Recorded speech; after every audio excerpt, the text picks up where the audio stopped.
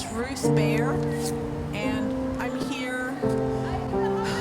here because I'm a human being, because I'm part Palestinian, because I'm horrified and enraged about what's happening in Gaza.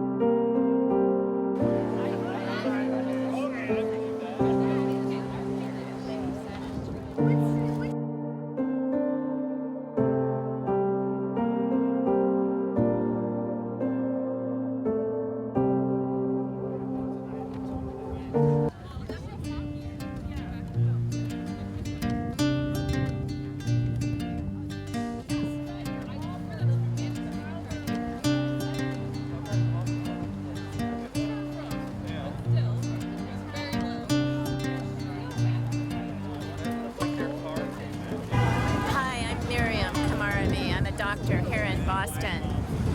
Behind me you see people assembled who are getting ready to demonstrate. We're in front of the JFK Federal Building where Senators Warren and Markey have their offices. We're protesting the U.S. role in sending arms to Israel that are being used to kill people in Gaza. So far, at least 65,000 people have been killed, and 70% of the bombs that are being used come from the United States. So we're telling our senators, we need you to lead. We need you to introduce a Block the Bombs bill in the Senate so that we stop enabling this genocide and forced starvation.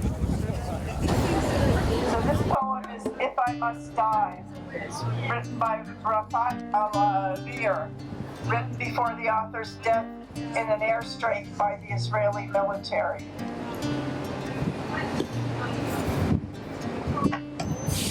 If I must die, you must live to tell my story, to sell my things, to buy a piece of cloth and some strings, make it white with a long tail, so that a child somewhere in Gaza, while looking heaven in the eye, awaiting his dam, left in a blaze, and bid no one farewell, not even to his flesh, not even to himself, sees the kite, my kite you made, flying up above, and thinks for a moment an angel is there, bringing back love.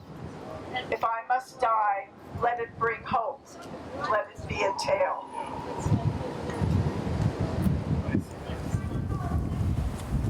I became an activist for Palestine when I learned more about Palestine and believed that it was time to stand out, adding a little story that when my daughter was little at 3, we would go to standouts in Cambridge and Harvard Square, and she would come with me, and she remembers that now. And what do I want people to know? I want people to know that the people in Gaza are being ethnically cleansed. There is a genocide going on there that has been defined, named, and researched and claimed by many, many, many people, including Congress people in this country. And I want people to know that you in this United States are paying for that. Your taxpayer dollars are going to that, and the money that's going to arm Israel is the money that we could use at home, desperately need at home for many people. Some of my family supports me wholeheartedly, and some of my family does not, in a simple way of putting it. I think about being harassed or arrested, but it hasn't happened. I mean, I've been at events, beautiful community encampments for Palestine, where Zionists have come, yelled, threatened, all kinds of things, but not gone beyond the sort of space that we were in. They're not kind. They get very personal. But I've been safe, and I feel that I have this privilege of being in white skin that allows me to do some things that other people can't do. And please support Palestine, please support Gaza. My name is Lasse Schmidt. I live in Brattleboro, Vermont. I'm originally from Denmark, but I am a US citizen and I've lived in the United States for 22 years.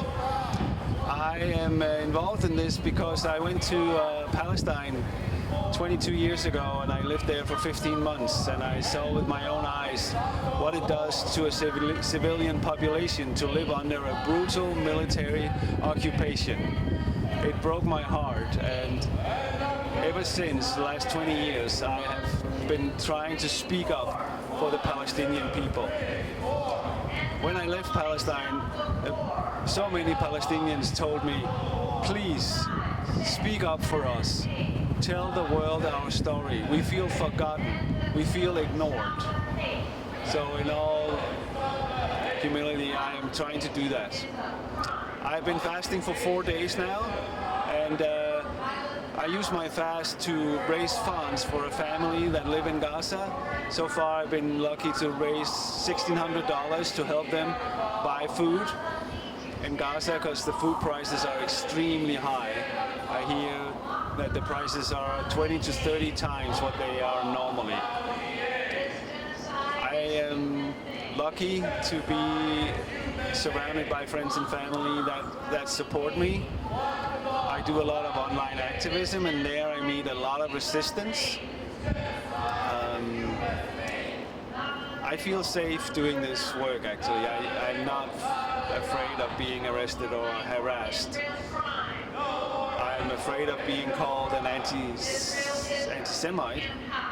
That's my greatest fear, because that seems to be a weapon that is being used to silence people who criticize Israel for its genocidal crimes in Gaza. But I am refusing to let myself be silenced.